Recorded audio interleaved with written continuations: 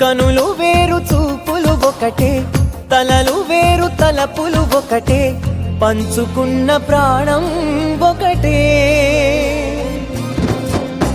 ఎదలు వేరు స్పందన ఒకటే, పెదవిలోని ప్రార్థన ఒకటే, ఒకరికన్నా ఇష్టం ఒకరే.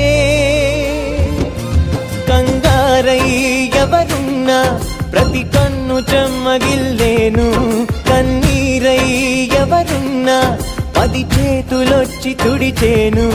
సమభావం అన్నది సంసారం అయినది, మా ఇల్లు మమతాలయం, కవిలేని కవితాలయం.